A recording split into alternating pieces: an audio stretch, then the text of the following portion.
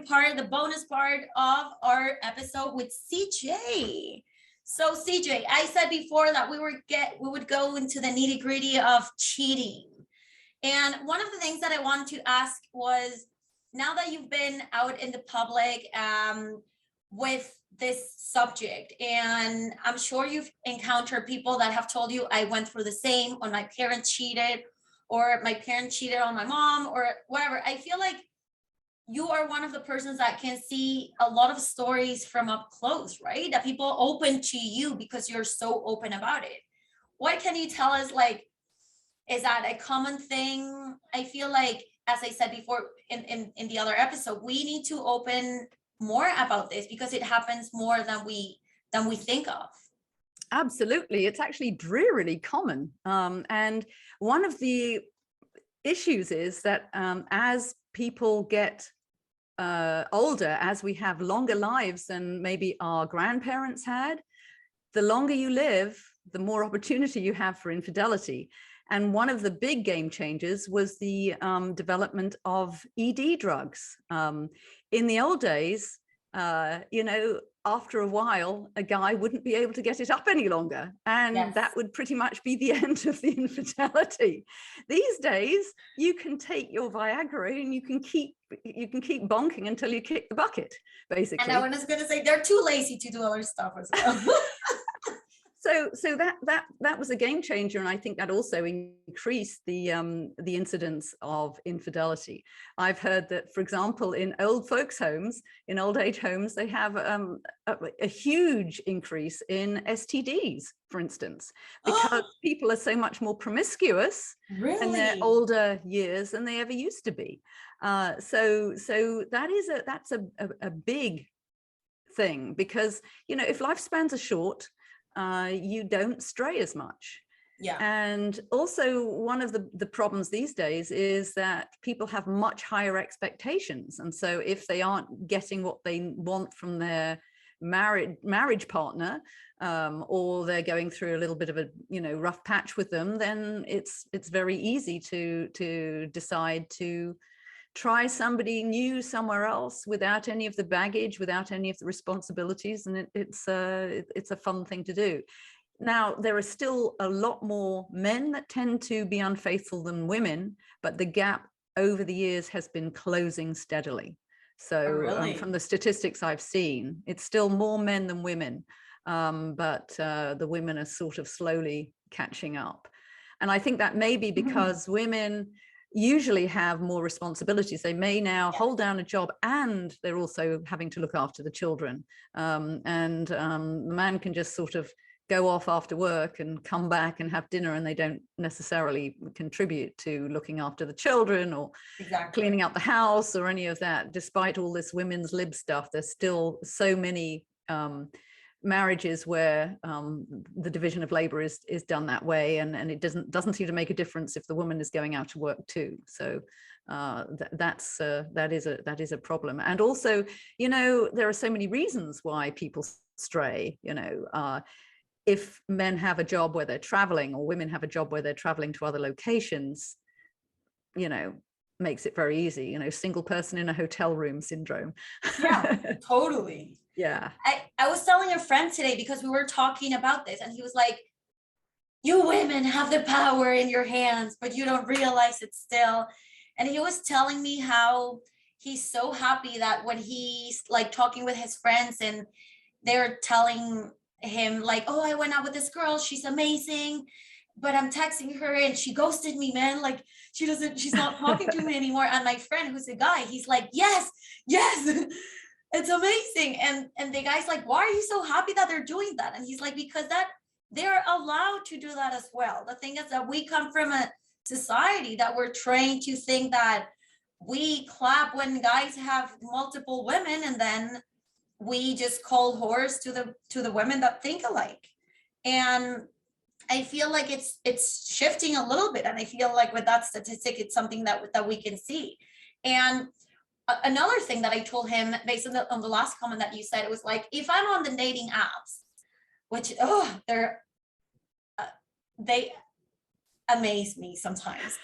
It's like, if I see a pilot, I may be wrong, But if I see a pilot, no, pilot, it means like cities, too many countries.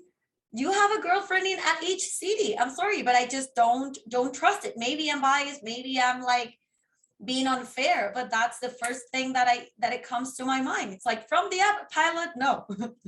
If I could filter that out, I would be like, out of here. I don't want anything to do with a pilot.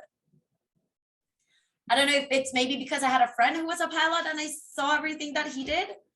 But again, I mean, it's just, as you said, like the single syndrome or hotel. Yes, the single person in a hotel room. Yes.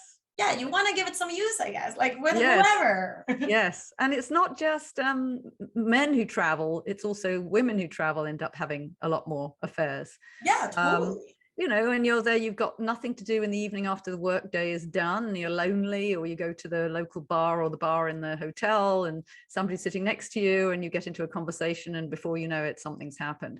So those kinds of things do happen.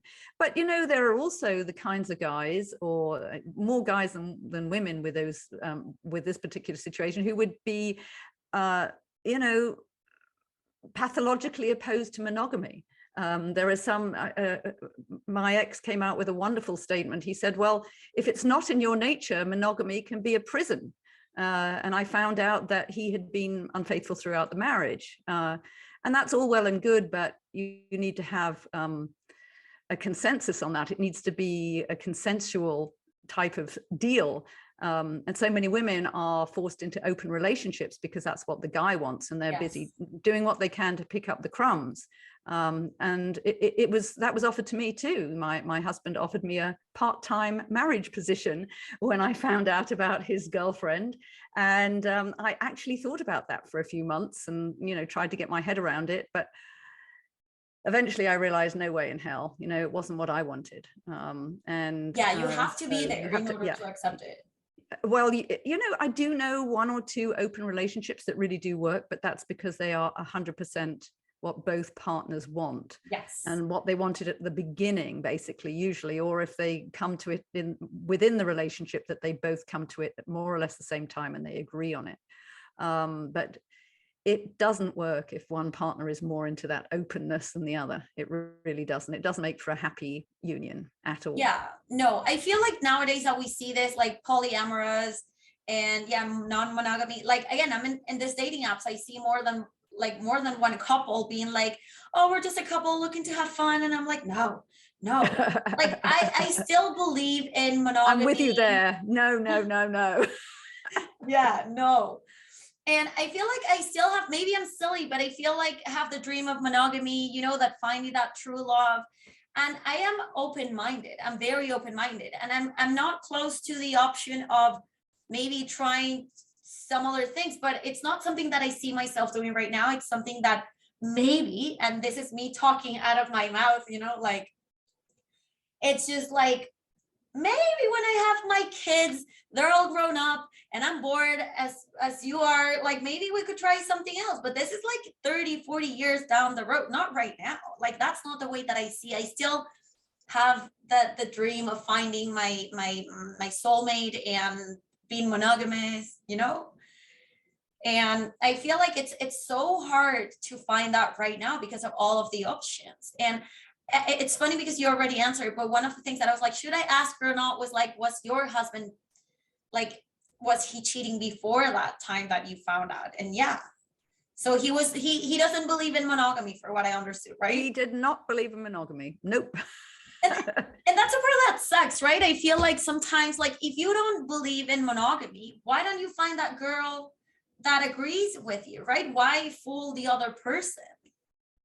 Because that girl is probably quite hard to find. Yes. That girl is going to be giving you a lot of leeway. And if you want to have, say, a home with kids and responsibilities like that, who is left to deal with those responsibilities? Usually the woman. And so most women, especially modern women, aren't really willing to put up with that.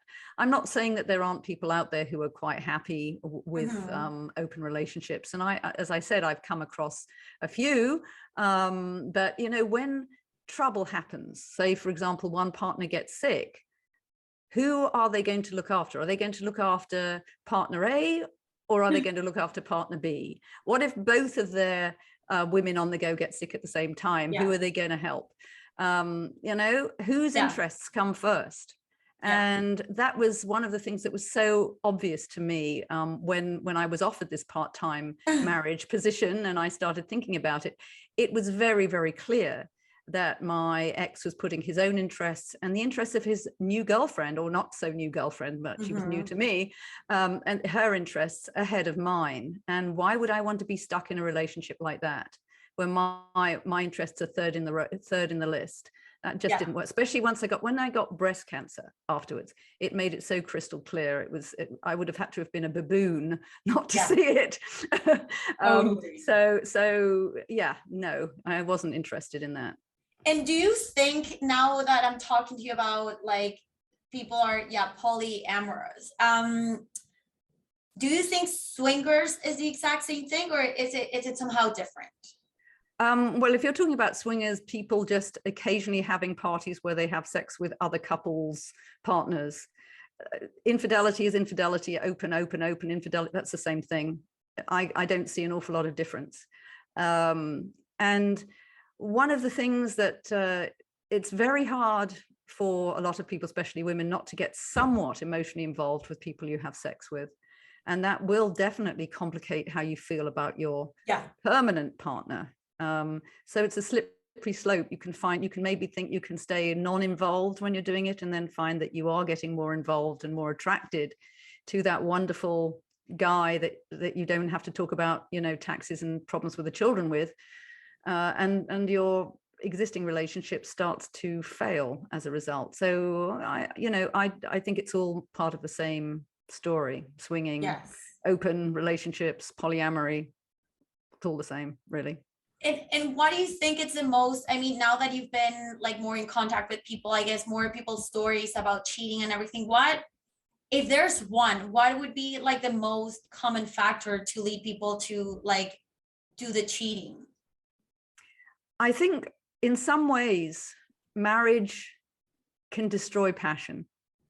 That wonderful passion you have at the beginning of a relationship. That's why they call it a honeymoon period, where all you're thinking about is that amazing orgasm you've just had, and you just touch the skin of the other person, and there's a sort of, the energy is exploding. You just it's really strong. That can't always continue. And that's what, you know, makes people fall in love with each other. But then you have to move from that to being not in love, but loving somebody and being truly committed to them. And that's what you need in terms of the glue for a very successful marriage. And if you're expecting that amazing passion to last, it doesn't necessarily do that. It can come back and go away, and come back and go away. And then you meet somebody else and you can feel that passion again, and it's intoxicating. It can be quite intoxicating. So I think that is a very strong reason why people stray, because particularly if they've been in a long-term marriage, it can be very, you know, it can get a bit dreary, and the sex can get very ho-hum and boring when you're doing it with the same person all the time. You have to work at it to make it interesting. So I would say that probably is the main reason why people stray. The relationship has become less loving and more of a sort of administrative setup, and you just want to have some excitement and passion somewhere else. And have you come from like couples or people sharing their story about how maybe they knew how their partner was cheating on them for so long and never act on it? I have come across people that had an idea that it was happening, and they didn't want to find out for sure because of the repercussions of doing it. And for example, in my case, I was very grateful that I didn't know about my husband's philandering when my children were small and still living at home. Other people have strongly disagreed with me. I mean, I have an infidelity advice column that I wrote on my adultererswife.com website, terrible name for a website. Nobody can spell it. So I don't use Adulterers. I tell people to just go to cjauthor.com if they want to see me. cjauthor.com goes to that same website. But the thing is that I counseled one woman who wanted to tell the husband of the woman that her husband had been having an affair with about the relationship. And it was a relationship that was over a very short-term one. And I, said, well, what's your motive? Are you doing it out of, because she really wanted that marriage to break up just like her marriage had done. Is this something you're doing out of revenge, or do you really care about this man? Are you trying to make his life better, or are you just trying to break up the relationship out of revenge? Which appeared to be what was wanted there. And I said that I'd mentioned that I was grateful that I didn't know. I didn't want to know, and I didn't want my children to have grown up in a non-intact home or have that awful burden of parents that were resentful to each other. Yeah. So yeah, you originally asked me whether women know about it but don't know about it. I'm not sure if I was in that role or not. I mean, there were obviously signs, and he traveled frequently for his work, and he wasn't a particularly loving partner in his attitudes.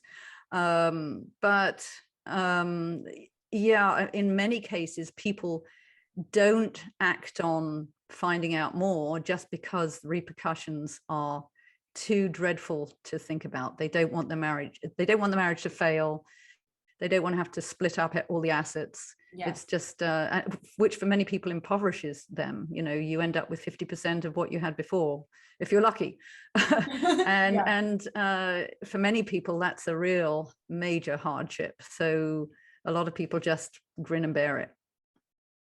Yeah, no, it's a tough call, right? There's people that are like, I don't care, I'm gonna go through the divorce, I don't care anything else. And others just don't want to know anymore. Like, yeah, there's no one size fits all answer. There really is no one size fits all answer. It's just got to be, everyone's different. And some people would never want it to happen behind their back, and if they knew about it, they would just want to walk with the children or whatever. Yes. I wasn't that person. I was glad I didn't know.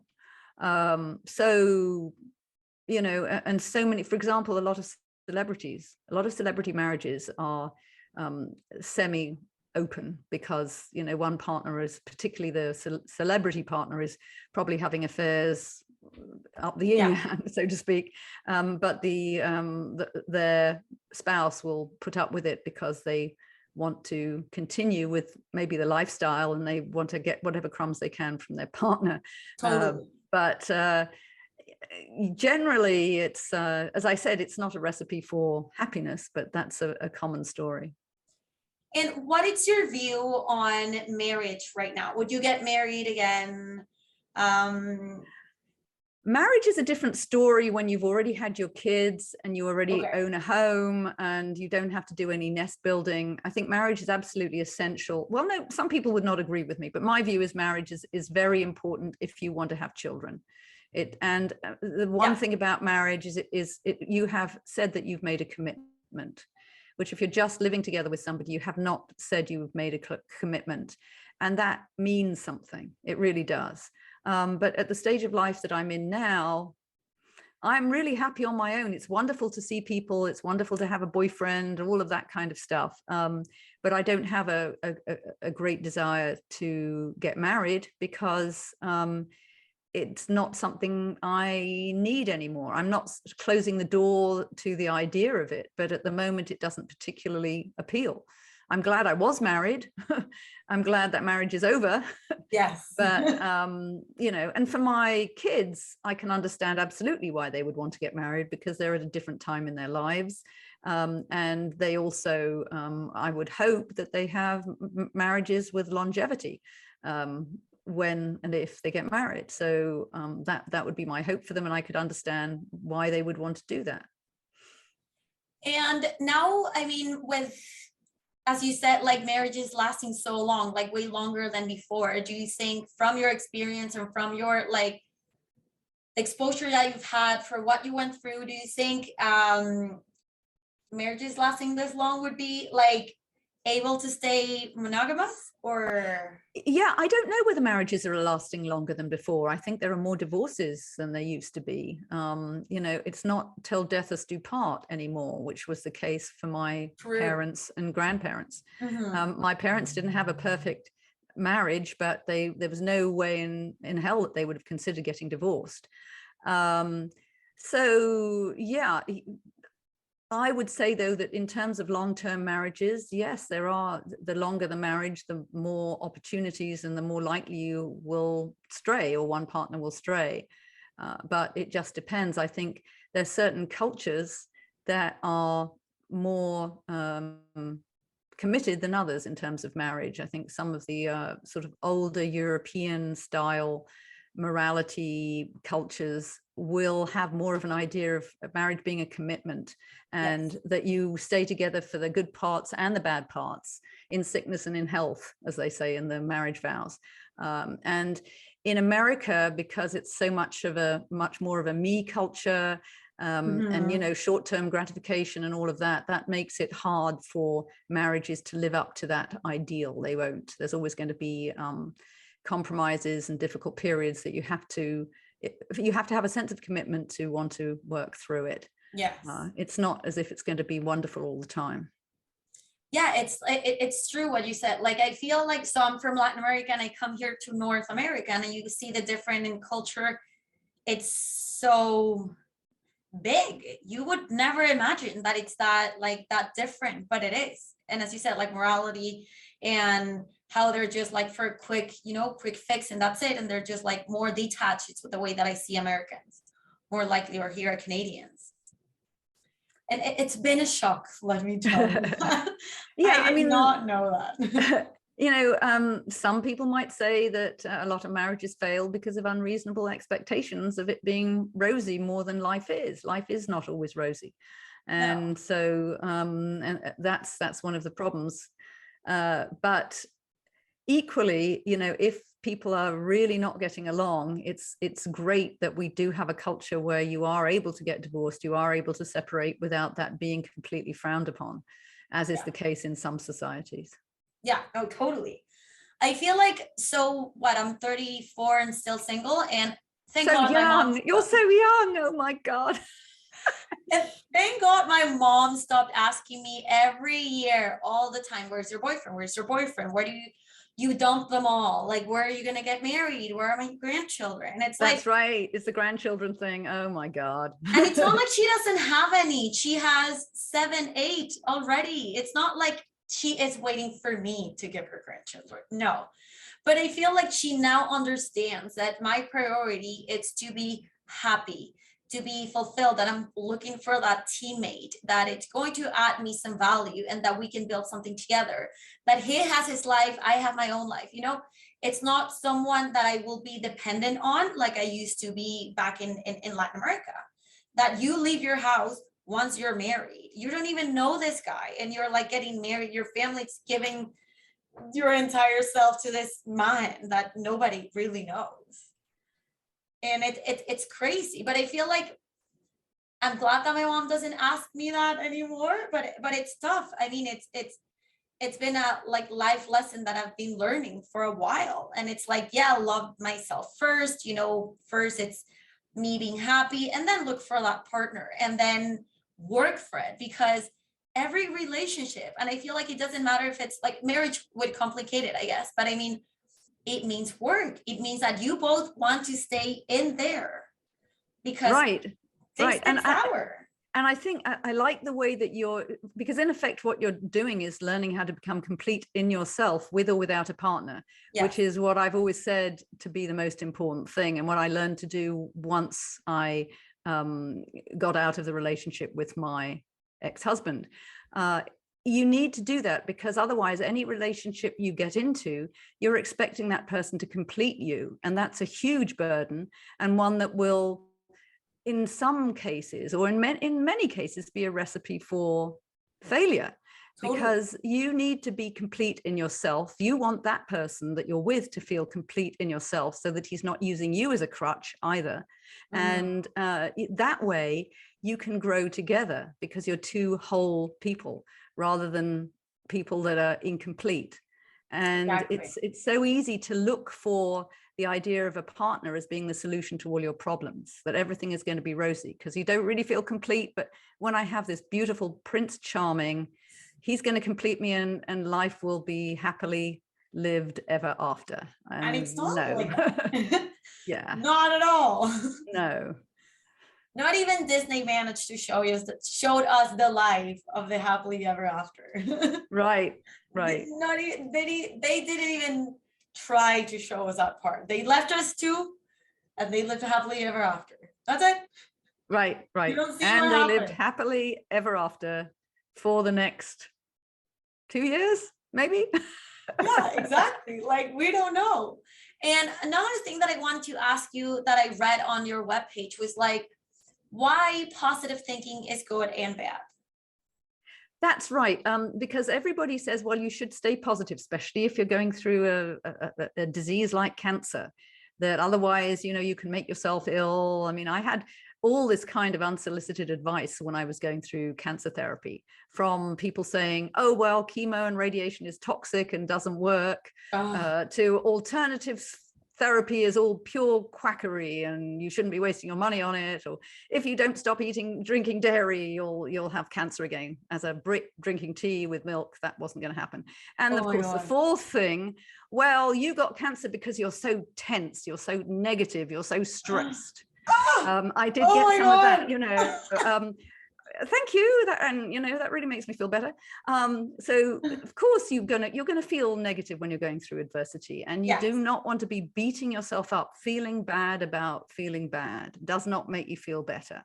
And there are some people out there who are in effect positive thinking Nazis who are saying, oh, that was a negative thought. Stop. You're making yourself ill. You need to have positive thoughts all the time. You try doing that. Not possible to have positive thoughts all the time. Now, it's a tightrope walk in a way, because yes, you do need to be positive, and positive thinking makes your life better, but you can't be positive all the time. And if you try and force it, it makes you worse. And, I've heard of cases where you have this wonderful person, they're so cheery, they're always smiling, and everybody at work thinks they're great. And suddenly they've committed suicide. Because deep down beneath that mask of smiling and everything's wonderful, they're really hurt inside. So, because they know they need to try and be positive, they need to smile, but that's not really what's happening. So I think that it's definitely something that is often forced on people against their will. And I had that case, somebody who was a close relative of mine who was prone to extreme negativity herself, was telling me how I shouldn't be negative and I should have a more positive attitude when I was going through breast cancer. And I knew very well that person, if they had gone through the same thing, breast cancer and infidelity together, would be complaining and depressed and all of that. So it would be at your bitch book. Yes. So they wouldn't, they certainly wouldn't be living the advice they gave me. So that's the trouble. You do not want to get into the tyranny of positive thinking.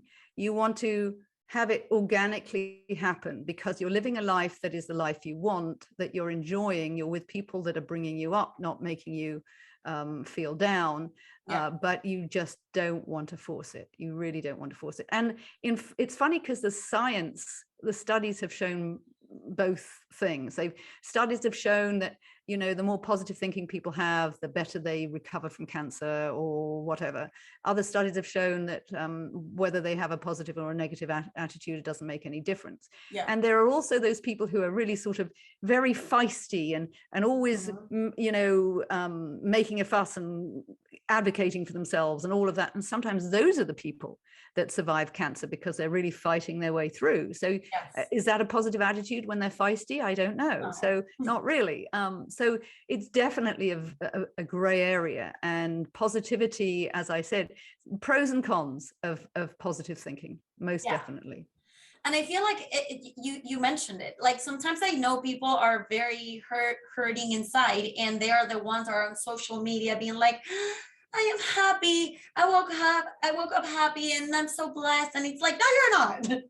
Right. You know, Yeah, because it's funny because a friend of mine was reporting here in Hawaii, where I am right now. They'd seen two young ladies walking down the street complaining about their lives, seemed very unhappy and depressed. And suddenly they're in front of a nice piece of scenery by the ocean. And they think, oh, we should take a photo. We should take a selfie here. Let's take a selfie. Oh, and there they are smiling away for their Facebook pages. And they've just been complaining about how depressed they are. So that sort of epitomizes that view. Absolutely. It's crazy because it's what you see the most. And as you mentioned, the suicide person, it's like there are so many cases in where one person commits suicide and everyone's like, but he was so happy, he looked perfect. It's like, obviously you didn't know. Like, we don't actually know what goes through people's mind. And I feel like, again, as society, we just tend to talk about like, how's your day, how's work, okay, perfect. And then we don't actually even go deeper to know the other person. Well, actually, I think it gets worse than that with social media, because people use social media to brag about how fantastic their life is. You know, I just got awarded this certification that I'm the cleverest man in the world, or, and I just won this competition and I'm so happy and I've just got this fantastic girlfriend and all of this. And then you find out their life deep down is absolute shit, Exactly. Because you get this sanitized view of people from social media, because they're all going to be telling you the absolute amazing highlights of their lives and not covering any of the sort of humdrum or depressing parts of it, because people aren't going to go on social media and say, oh, I just lost that job interview and my girlfriend left me and I feel like shit. And they don't do that. They're going to say how wonderful everything is, because that's how they feel they should present themselves. Exactly. Which is sad, because then you see someone that it's not as bad as them and they're looking at that profile, they're like, they're so much better than me. Absolutely. And it's like, no. My life is shit. Look how wonderful everybody else's life is. Look, you can tell from Facebook, and my life's not that like that. So obviously I'm a failure and I'm so sad and depressed. And that's another reason why Facebook does make people more depressed and create more anxiety and depression and all of that, because it creates unreasonable expectations because of what you see people posting, which is, as I said, a very sanitized view of what their lives really are. Totally. And I feel like I am a very happy person. I'm always smiling, full of energy. And that's what I put on my social media. And I remember once I was back in Venezuela and I was like telling all of the things that have happened to me in Canada. And a friend was like, damn, Mariana, we didn't know that happened to you. And I'm like, well, because I'm not posting it on social media, but fuck, it's been tough. Yeah. It's not like I'm at bars and having fun every day. Not at all. Because I post one thing maybe once a month or something like that. People also assume that it's like, oh, this person's perfect. And it's like, no, right. Not even in the slightest. I am that good. It's like, not at all. But I'm not going to put myself crying and bitching about life, because who wants to hear that? I did put a video once on kind of like Mariana behind Instagram, and a lot of people really liked it. They were like, it's amazing, I can relate to you and everything. And I put it, I'm not shy on putting my reality there until certain point, but it's not the things that you would post every day. Right. And it's funny because it's the same story with a lot of the inspirational speaking, because generally what people want to hear is you can have a really shit life at the beginning, that they want to hear that you've got over it and that that now everything is fantastic. Exactly. Which it may or may not be. But in terms of how crap your life was, you can't be too graphic because that's going to offend people. So you're sort of having to watch a tightrope. You again, it's a tightrope between saying, well, I had all this adversity, but I managed to get over it. But it wasn't really terrible adversity. and now I'm absolutely great. And that's really what people want to hear. Exactly. Not, I'm still dealing with this and I'm still dealing with that, and that's not what people want to hear, but that could be the reality. Exactly, totally. And it's the reality of many of us. We're still like, if it's not one thing, it's the other one, that we're still struggling and seeing how we can like make the best out of it. Right. I mean, Like that. yeah, I mean, it's, as I said, it's a tightrope between having, because you can't, I mean, I don't know whether I'd want to be bearing my entire soul on Facebook anyway. I actually only use Facebook for groups. I don't really like spending a lot of time on it. Me neither. But and I do talk about my life in terms of the relevance to the books that I write, because these are based on my own experience. The Infidelity book has a lot of stories from other couples and other women and other men, but it was certainly inspired by the infidelity of my husband. I didn't write it as a hatchet job on him. That was absolutely not the case. That wasn't what I wanted to do, because I think that's a waste of time. I was sort of turned off by all those vitriolic sites people set up on there once they've been sort of betrayed by their partner. That wasn't my thing. And that wouldn't be about you, right? No, I that wasn't what I wanted to do. But and the second book that I've written, My Wild Ride: How to Thrive After Breast Cancer and Infidelity, is as much that's as much a memoir as a sort of comic self-help guide. Whereas Adulterer's Wife was written more as a humorous self-help guide, cartoons in both books, because I want to make this funny, because if you don't see the absurdity of life, we don't want to cry, we want to laugh. Exactly. And to finish this amazing talk, CJ, what can you tell me that has been the most valuable lesson of that chapter in your life, the dark ages, as you called them before? Well, the dark ages can be a catalyst to make things better. It can force you to make changes that bring you to a point where you're happier.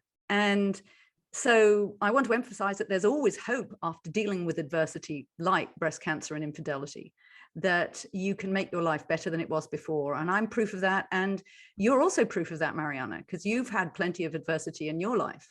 And if we had just humdrum, boring lives with nothing much happening, we'd probably stay the same. We wouldn't make any major changes. But it's a wonderful kick in the pants to have adversity that makes you think, well, life is short. Let's make it count. If not now, when? 100%. And I feel like that's the way that we got to live this life. We only have one. Right. And if anybody wants to find out how to get off that emotional roller coaster that infidelity brings, hop onto my website, cjauthor.com. That's cjauthor.com, because you'll be able to pick up my free PDF, Overcoming Infidelity: Tools to Tame the Roller Coaster of Negative Emotions. And that's something that we all need. And it includes an exercise on mindfulness that uses chocolate. So I need to do that exercise of the chocolate. I love chocolate. I need to do it. I love chocolate. I'm a chocoholic. Recovering chocoholic, sorry. Good. Well, thank you very much, CJ, to be here, to share all of your stories, that knowledge, beautiful words with us. And I hope everyone enjoys it. Thank you. And until next week. Bye.